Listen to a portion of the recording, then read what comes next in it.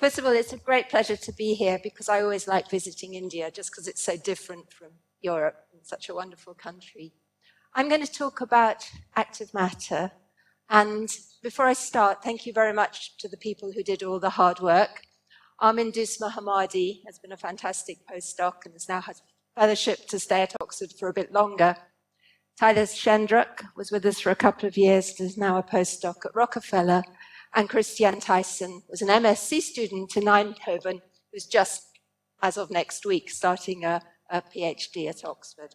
And also Sumesh in particular contributed to very much of the background which went into this work. So, active matter. Particles, as we heard yesterday, where the energy enters the system on a single particle level. Often living systems, but it can also be active colloids. And the reason we want to look at this stuff is that nature is very good at doing lots of things. It's very good at self-assembly. It's very good at making engines. And we'd like to know how that happens so that we can emulate nature. So this is what I'm going to concentrate on, active turbulence. What happens when you take active matter and you put lots of active particles together? What happens is perhaps rather surprising. You get this state where you see all these swirls and almost a turbulent-like state. And it's not just, that was bacteria, it's not just where you put bacteria together. Also, when you put cells together, you get this swirling sort of motion and this active turbulence.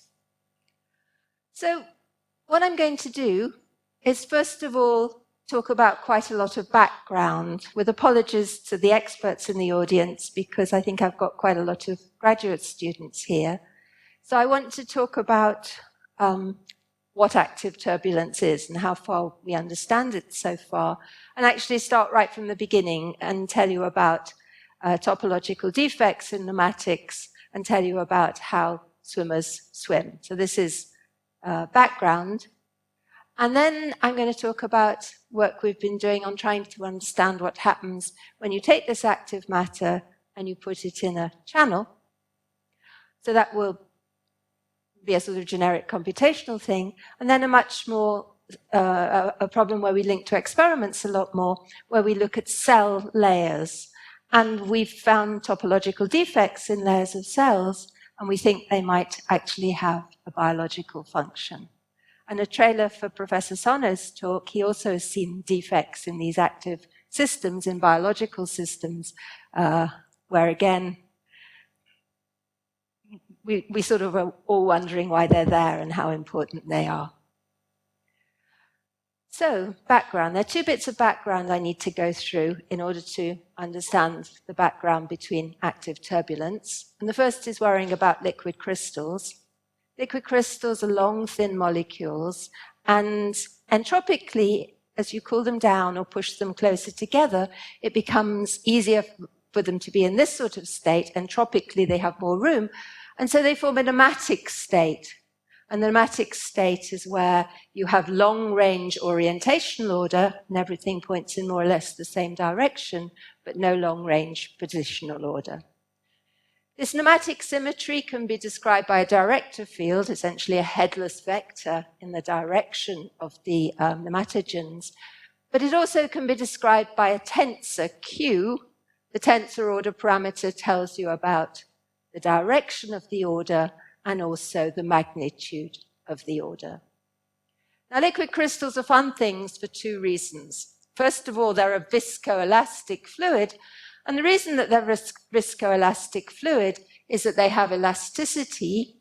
If you bend them, you get extra energy, and that's because you're going away from the nematic ground state. Or if you splay them again, they don't like that because they want to be aligned, and so you have an extra energy associated with them. And so if you write down a free energy, a Landau-de Gennes free energy, which is an expansion in terms of the order parameter, you need elastic constants in there so that you have extra energy associated with derivatives of the order parameter. Those of you that have done courses on liquid crystals will worry about where the third elastic constant's gone. Normally you have a thing called twist as well. And I've missed that out because I'm going to be mostly talking in 2 dimensions. Luckily, that's where all the experiments are at the moment, because the simulations that we do are hard in 3 dimensions. And in 2 dimensions, you just have 2 elastic constants, and we'll be having them taking the same value. So this is the Landau expansion, free energy in terms of an order parameter for these liquid crystals. The other fun thing about liquid crystals, which is going to be very central to what I'm going to be saying, is topological defects. Singularities in the order parameter field, and in particular, the topological defects you see in these liquid crystals are this one here, which is a +1/2 defect, a comet-like defect, and this one here, which has topological charge -1/2, this star-like defect. And normally in nematics, if you want to use them for displays or something, you want to get rid of the defects because it mucks up the beautiful nematic order. And normally what happens is gradually, as long as these defects don't get stuck on real dirt-type defects, they will anneal out and give you a perfect nematic. Okay, so these are nasty equations, but don't matter too much. What we're doing here is worrying, if I have a liquid crystal, I want to write down the continuum equations for liquid crystal hydrodynamics. So it's like the Navier-Stokes equations, but for liquid crystals. So first of all, you need an equation for the order parameter Q. Q is advectored with the flow. This here is a rotational derivative. I've written it out here, but I don't think the details matter much. The physics behind it is that because nematic molecules are long, thin molecules, what's going to happen is that any shear flow is going to turn them, and you're going to get turning in the shear flow. So you need to include that. And then you include this term here, which is a derivative of the free energy with respect to the order parameter. And what that does is it relaxes you to the minimum of the free energy. And so when this thing stops moving around and comes to equilibrium, it's minimizing the Landau-de Gennes free energy. That's the equation for the order parameter. Then you need another equation for the velocity field. And the way I've written it here, it looks exactly like the Navier-Stokes equation. Here's the usual convective derivative. Here's the gradient of the stress tensor. The stress tensor has the normal viscous term in, just like Navier-Stokes. But then because you've got a structured fluid here, because you've got nematic molecules, what happens is that you have backflow, i.e. when a molecule moves, it induces a flow in the system, and that gives you extra elastic terms in the stress tensor, and they're written down here. They're pretty horrible, but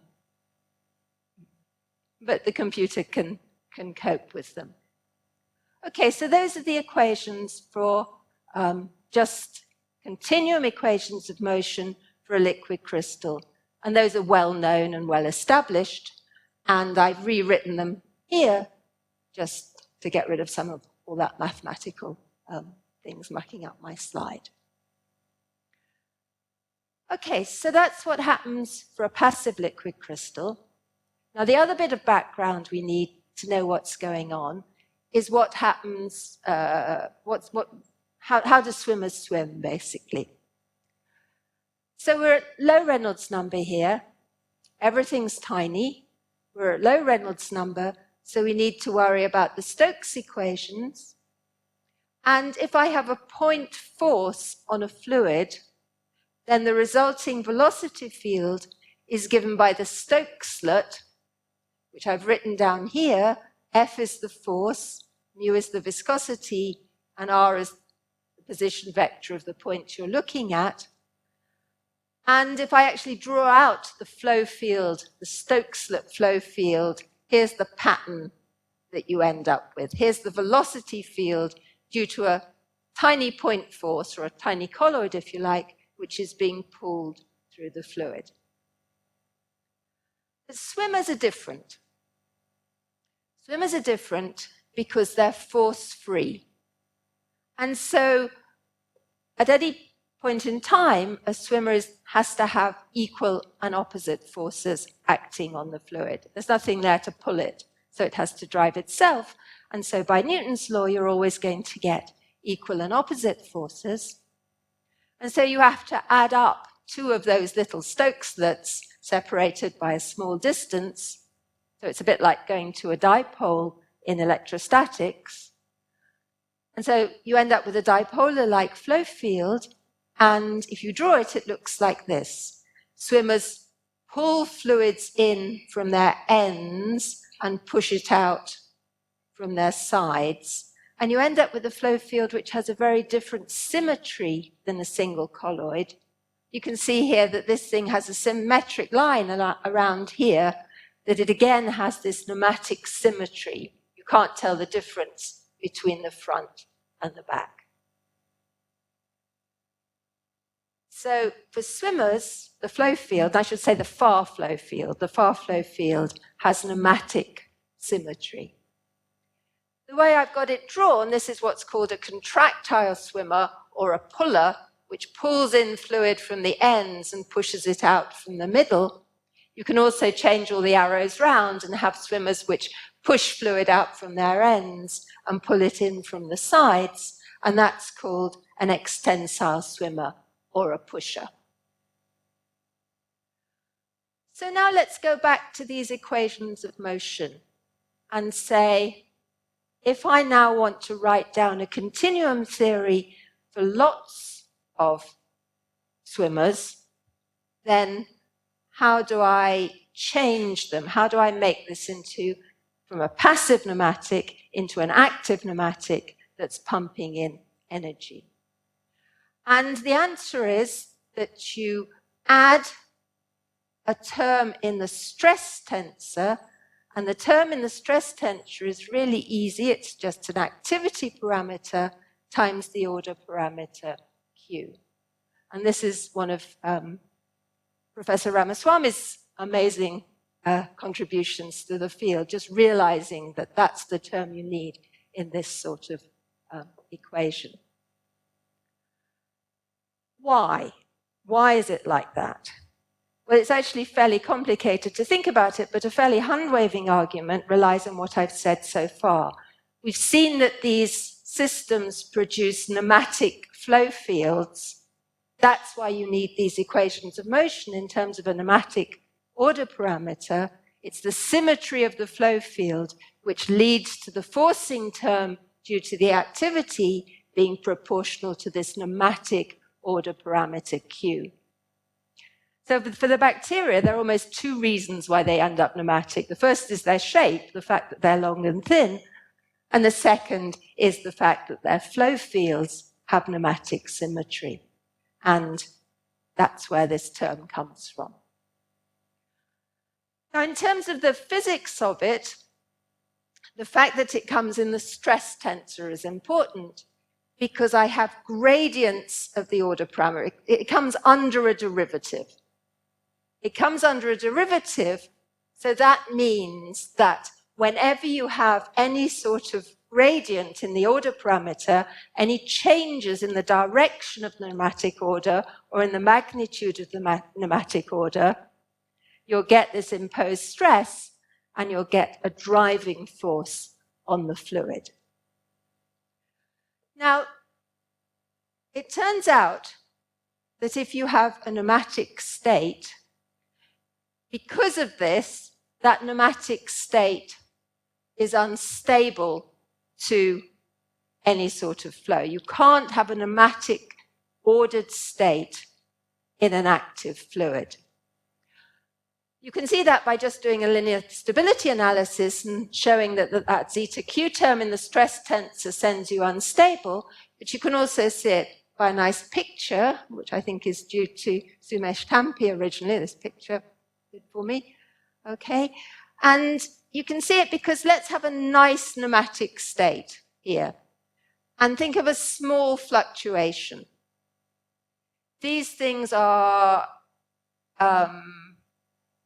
pushers, they're extensile pneumatics, so they drive fluids out from the ends and then pull them into the sides. And so the blue arrows represent the local flow field. You can see there are more arrows on this side than that side there, and what that means is that the flow is stronger here than it is there. So what's going to happen is there's going to be an unbalanced flow, and you're going to tend to get a flow in this direction, which is pushing these pneumatogens further away, which is increasing the instability. Similarly over here, you're going to get a force in that direction, and so you're going to get a shear force here, which is going to increase this small deviation.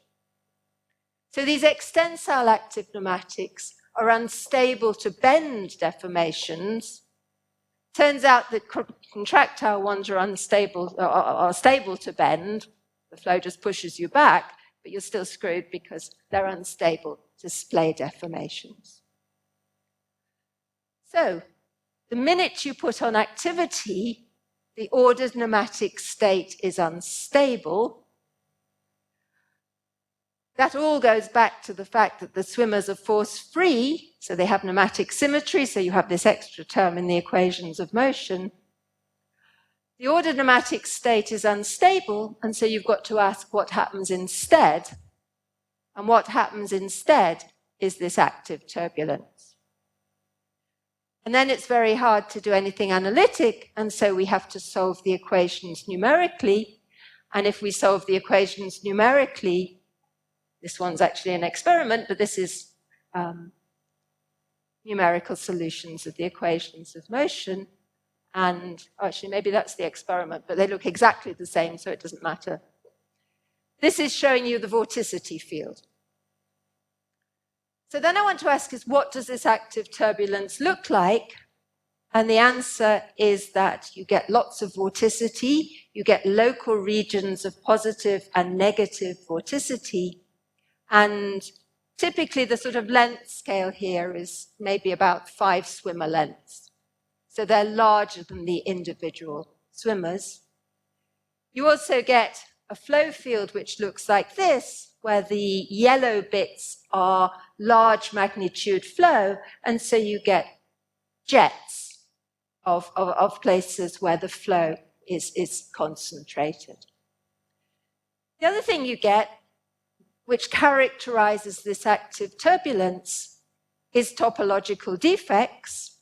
So this is a simulation where we've picked out the defects, and you see plus defects and minus defects annihilating each other, which is what you expect. But you also see, if I can find one. Okay, let's try and play that again and see.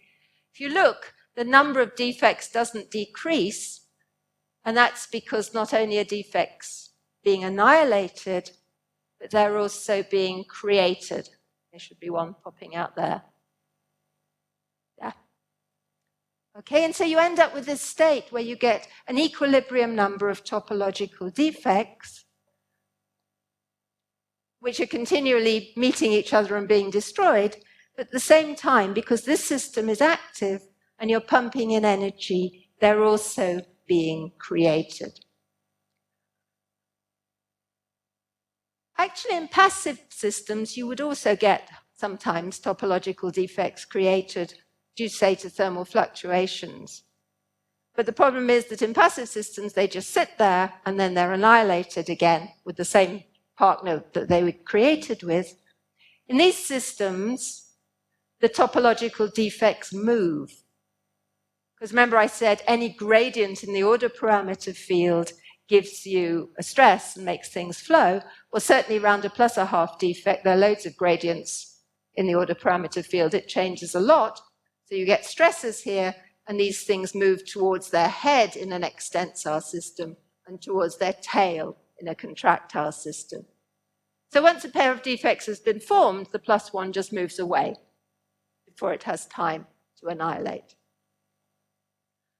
And so you end up with this circle. Hydrodynamic instabilities give you defects. the defects annihilate, you get back to an ordered state, but then there's a hydrodynamic instability again. And I think that's true to say. That's our current understanding of these active turbulence, at least in these wet hydrodynamic systems. So these are experiments from Francesc Sagre's group, just to show that it really works. These aren't bacteria, which tend to be a bit of a bind because they do things like die off. These are microtubules and molecular motors. And what you'll see is the active turbulence. If my, see if we can get it to work.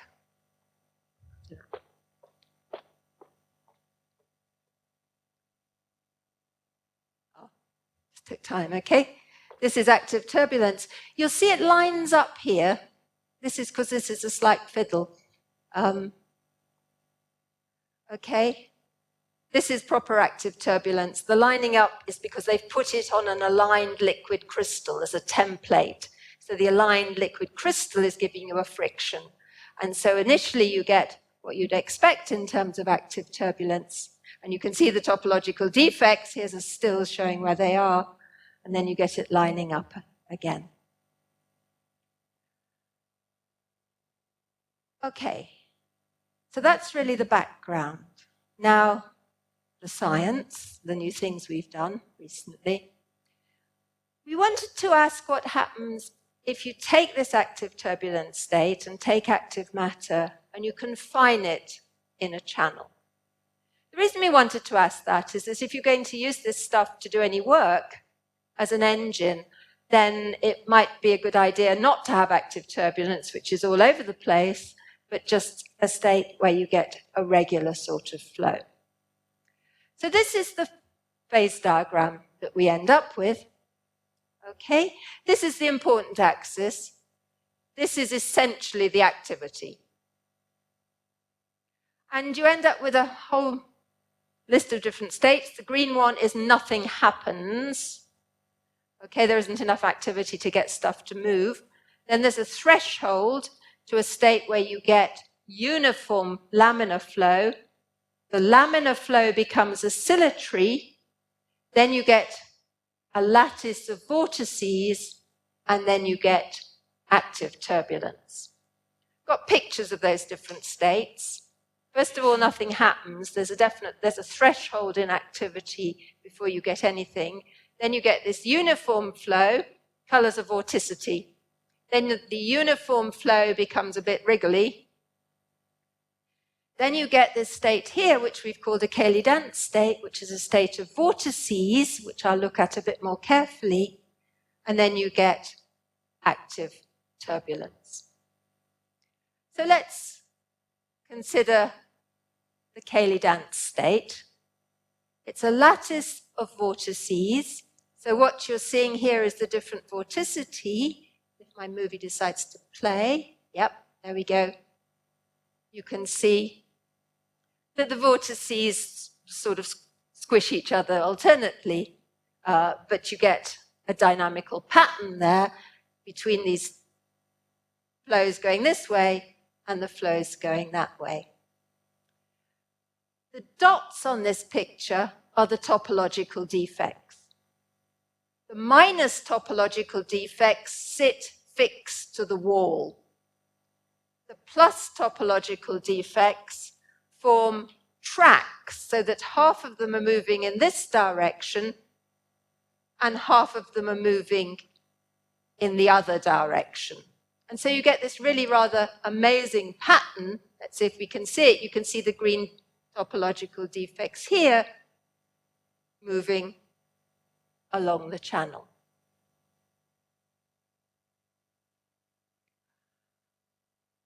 Of course, this we know well from actually Scotland. Have the music if you like.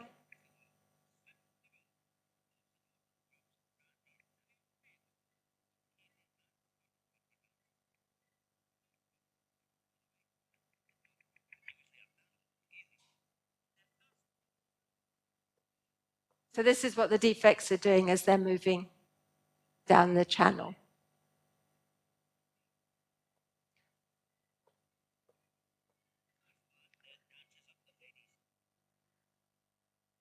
that was fun, but what was even more fun is that I've been trying to persuade people to do experiments to look for this sort of state. But I thought, no, I mean, this is theorists playing. You certainly don't see things like that.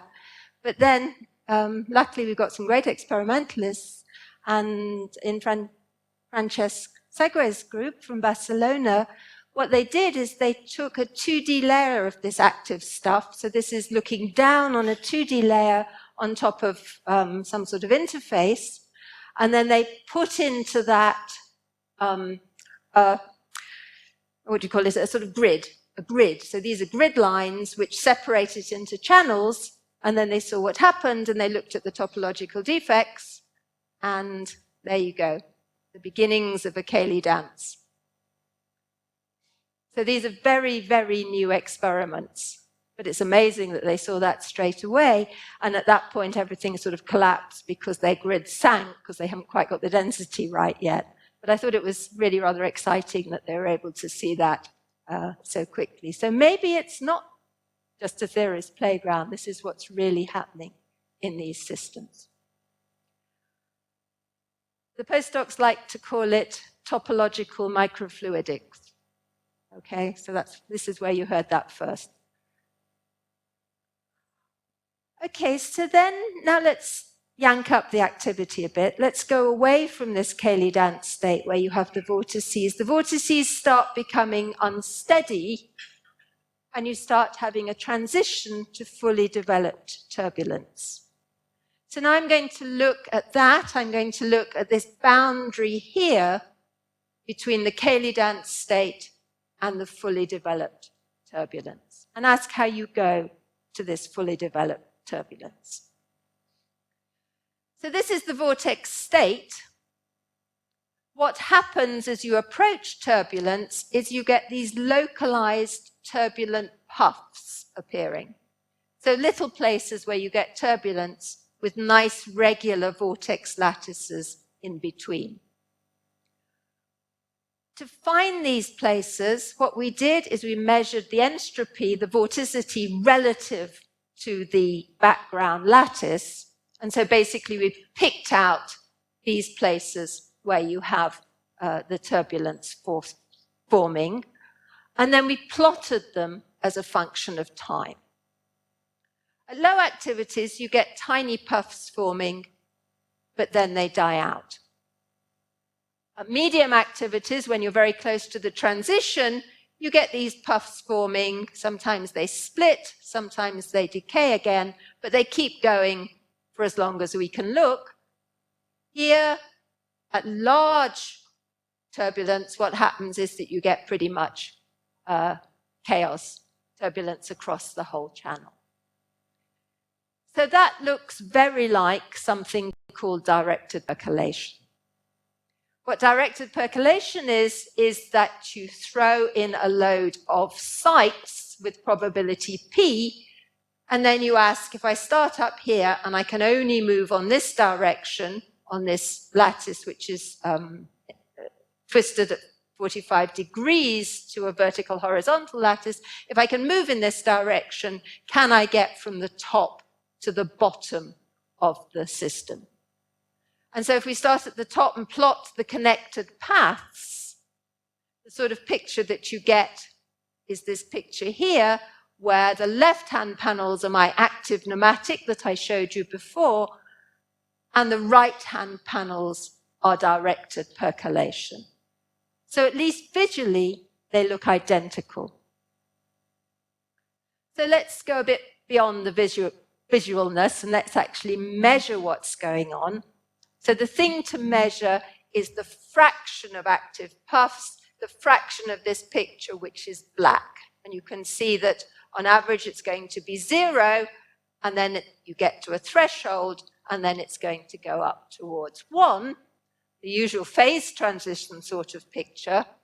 So this is the turbulent fraction as a function of activity, and you can see you get something which looks pretty much exactly like a phase transition.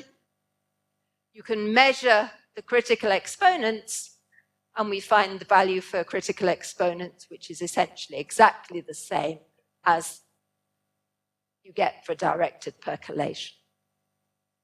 So that's a nice link between two very different systems. And indeed, it looks like you get the same sort of thing with pretty much, with a lot of transitions in channels. There have been some really lovely experiments on Couette flow in a channel where you see the same sort of exponents as you move to directed percolation. And there it's a little bit different because there you have to induce the flow by locally sparking off the turbulence. Here the system itself, by internal fluctuations, sparks off what's happening. So there's something deeper here in this universality. Okay, these are dynamical systems with universality, and I don't think we really quite understand yet why you end up with this sort of universality. Okay, so that's the conclusion of this part of the talk. I'm now going to move to cells. So we're going to look at this. This is a 2D layer of cells. These are actually kidney cells, which are carefully organized in 2D.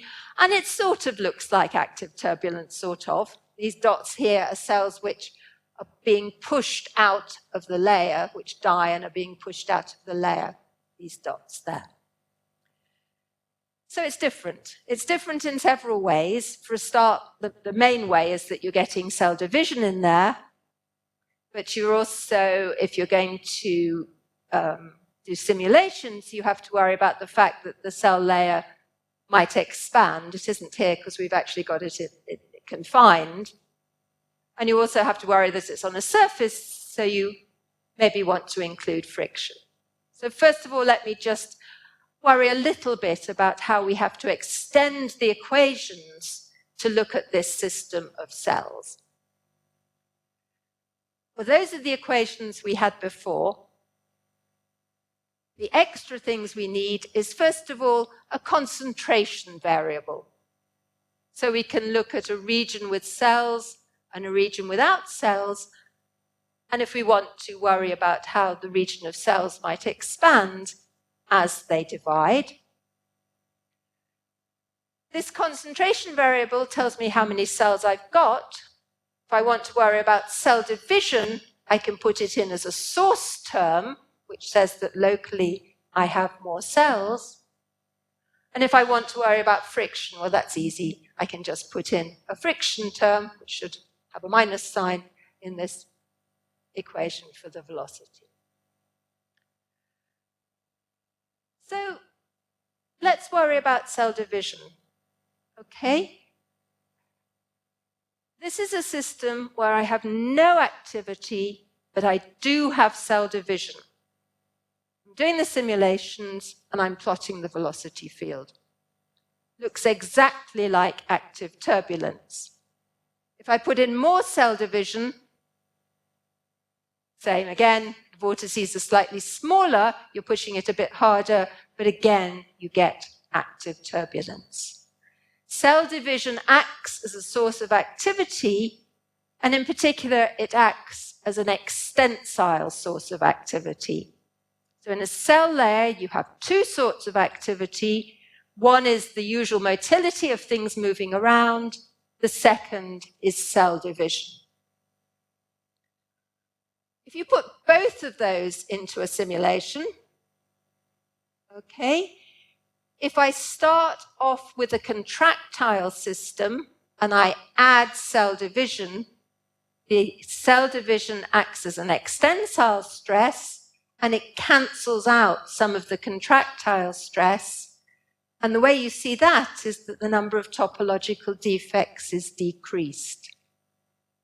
If I look at an extensile system and I add cell division, then what happens is that you get a more stressed system and the number of topological defects increases. So this is just a comparison to experiment to show that it works. These are some very nice experiments from Lena Odeschader's group, what they did is they measured the vorticity field around a dividing cell. So they had a cell here which was dividing, and they measured the vorticity field around the cell. Now, of course, it's not that easy because the fluctuations are huge. So what they actually had is about 100 dividing cells, and they did this measurement, and then they rotated everything so that the cells were pointing in the same direction and did the averaging. And they got this beautiful pattern, which is pretty amazing, I think, because you're not used to thinking of flows which take about 30 minutes to move this distance. This distance is about 100 microns, okay? So things are moving very, very slowly, and the flows are remaining coherent out to, 2 or 3 layers, 2 or 3 sets of vortices away from the cells. Anyway, that's easy enough to do in the simulations. We can do exactly the same thing. We can put in a dividing cell at the center, and we can see what happens, and we get a beautiful match between the simulations and the experiments. You can't until it starts dividing. So you have to take the dividing cells, basically do the experiment, and then move them all around so they sit on top of each other. Okay, so this is just to remind you the sort of system we're looking at. So then I'm not quite sure why we ended up doing this, but we did. We took a layer of MDCK cells, and when I say we did the theory bits, but these are the experimentalists and who very much did all the experimental part of the work. And in particular, Thuan Ben-Xor was an amazing graduate student who's been responsible for a lot of this work. We looked at a 2D layer of cells, and we mapped it onto a nematic. The way we mapped it onto a nematic was from the extension of the cells. So the cells in general are not exactly spherical, they're elongated a bit, and that defines a nematic axis. And it's a coarse-grained nematic axis. So this thing here is the direction averaged over about 9 cells, and 9 isn't enough, but it's the best we could do. When you do that, there are very obvious topological defects. Here's a +1/2 topological defect, and these defects are moving, which you expect for +1/2 topological defects. And so far, they look exactly like the sort of topological defects you see in active turbulence. So then let's measure something. So we measured the stress, essentially the pressure field around a topological defect. The way that's done in experiments is to put the cells on an elastic surface and basically see how much they pull the surface around. And then from that, you can, if you're clever, and it's Philip Mark's group that did this, back out the forces on the cells and the local stress. So these are what happens, what the stress looks like around a + and -1/2 defect in the experiments, and this is what it looks like in the simulations. And we were amazed at how close that was, I must say. But it works beautifully. Similarly here, if you look at the flow field, again, you get exactly the same thing in the experiments and in the simulations. So these things are looking like an active nematic. I like this experiment. What this is what happens when what we're plotting here is the number of defects as a function of time. Here we add blebistatin, which sends the cells to sleep, so they stop moving. Sends them to sleep, and the number of defects decreases. Here you wake them up again, and the number of defects starts increasing again. Okay, so these things are behaving like active nematics, so what? This would be more interesting if it had anything to do with biology. Well, what we found, what the experimentalists found really, is that there's actually a correlation between the positions of the defects. What's it going to do next? 5 minutes, okay, right. So there's a correlation between the positions of the defects and the places where the cells pop out of the layer. These cells popping out of the layer is something called apoptosis. It's meant to happen. It's basically the turnover of cells which keeps tissues healthy. And if it doesn't happen, you get a buildup of old cells, and that's one of the triggers for cancer. So it's very important that these cells keep popping out of the layer. And up to now, people have always assumed it was a chemical trigger, but what we've got here is a mechanical trigger that at the positions of the defects, the cells are moving out of the layer. And you can see this quite nicely, I think, in these experiments. The experimentalists built a container like this for the cells. The cells are much more squished at the arms, so you get many more defects in these bits here where the cells are a bit squashed. And this is the number of extrusions, and again you see extrusions here where the cells are a bit squashed, whereas in a circle the extrusions are nicely arranged across the whole layer. And that's a bit iffy for physicists, I know. This is biological evidence, but we do have graphs, which again is still a bit iffy, but by biological standards, really quite convincing graphs. So what happens? The cells move and they generate topological defects. The +1/2 defect compresses the cells because at the core of the defects, you end up with an extra stress, and it seems to be this which is triggering the apoptosis. Certainly my first thought was that at the core of the defects you get extra pressure, and so the cells are popped out of the layers just because they're pushed out. That, in fact, is not what happens. What happens is that the extra stress causes a chemical signal called YAP to be to start to exist. It basically pushes the YAP out of the nucleus into the cytoplasm, and that starts a chemical sequence which tells the cells to move out of the layer, to weaken their junctions, to move out of the layer, and to die. And so you get a mechanical trigger, but then it's actually a chemical signaling which actually kills the cells. So this is a bit new because the biologists up to now always assumed everything was done chemically, and if it really is this link between topological defects and apoptosis, that has implications for all sorts of biological stories. So it's late, so I'll miss these guys out and go straight to my conclusions, which are up there. We're having great fun at the moment looking more at topological defects in these biological systems. Thank you for listening.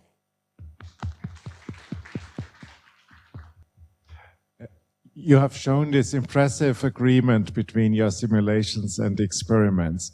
Now, the simulations are based on this hydrodynamic theory. Yep. The experiments are based on finite-sized particles, and I guess the length scale of these vortices is of the order of a few diameters only of the particles of the cells. Yes. So I'm in fact surprised to see this good agreement. Wouldn't one expect that finite size effects, higher order terms in this Landau-Degennes expansion shouldn't matter those more, or is there a reason why the hydrodynamic long length scale description works so well? Yes, I agree. You have to worry about that. And the answer is no, we don't know why it works so well. You get a similar story, agent-based model. So you just done it for bacteria, but not for cells. So you just have a very simple model where the cells basically just don't interact, don't overlap each other. You can get topological defects there as well, and you can get very similar flow fields. And at the moment, I don't understand the connection. So it's a very good question. I think Hugo probably is, we might learn a little bit more in his talk, but I don't think we do know why it works so well. We were surprised. Oh, sorry, go ahead. Okay, thanks. So post-apoptosis, what happens to the defect? I mean, are we to understand this in the context of, you know, the tissue, the collection of cells, trying to reduce the number of defects? No, I mean, the defect basically is going to go away. The cells are going to rearrange themselves, and probably they're going to do it in such a way that you don't still have a defect there. But the way to understand it is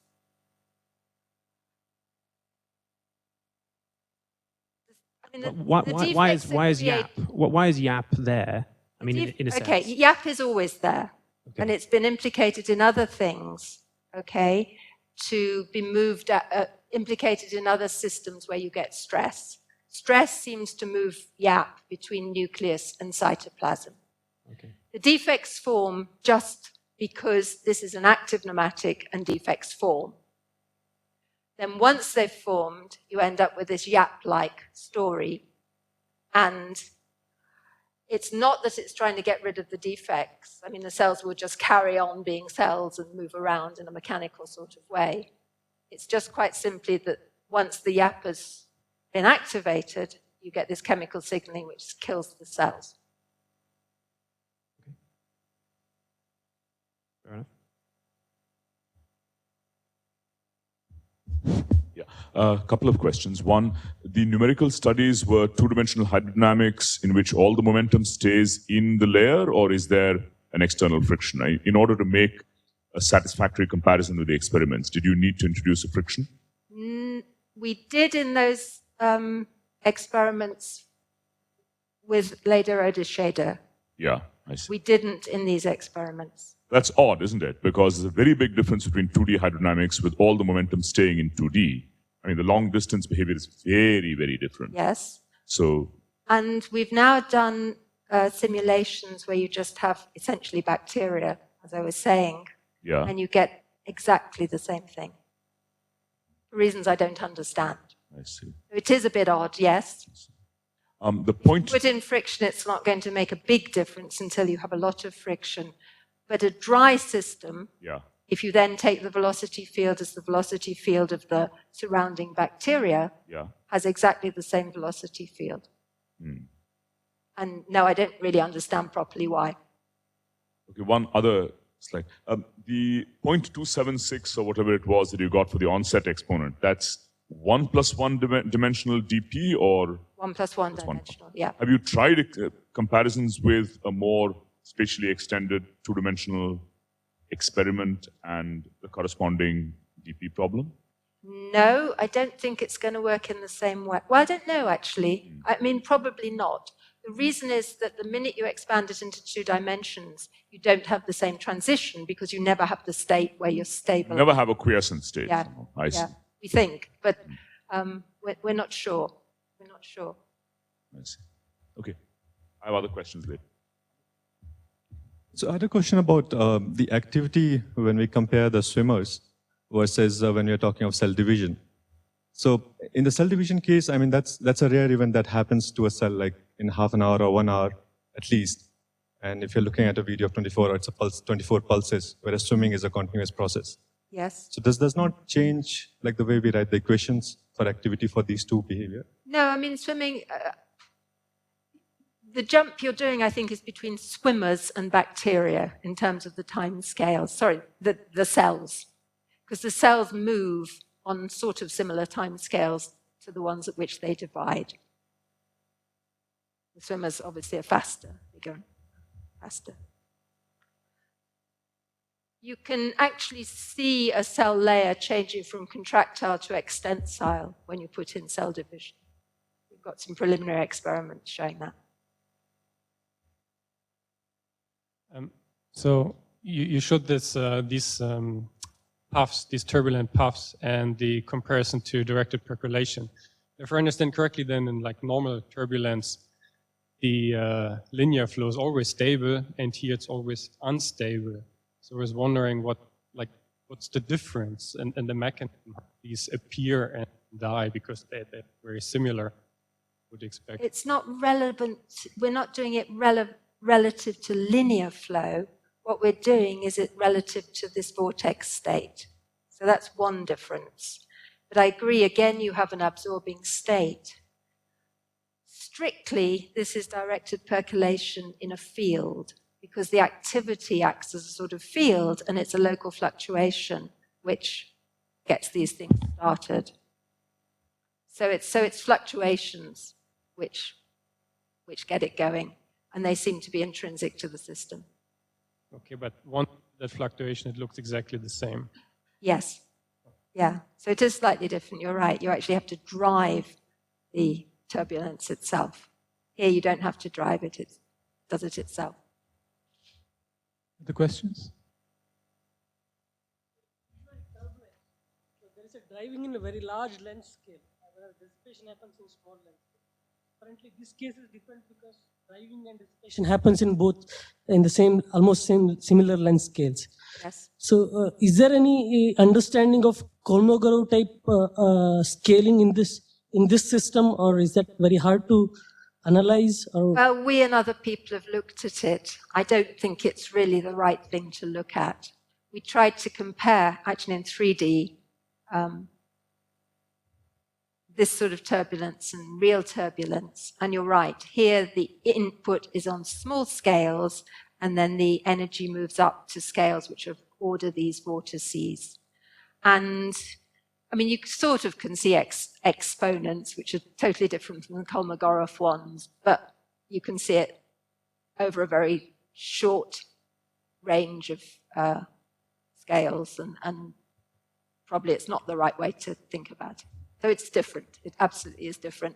And the turbulence people don't like it being called turbulence, all right, because it's not real turbulence, but it still looks like turbulence if you're a, everyday person. Other questions? Okay, if not, let's thank the speaker.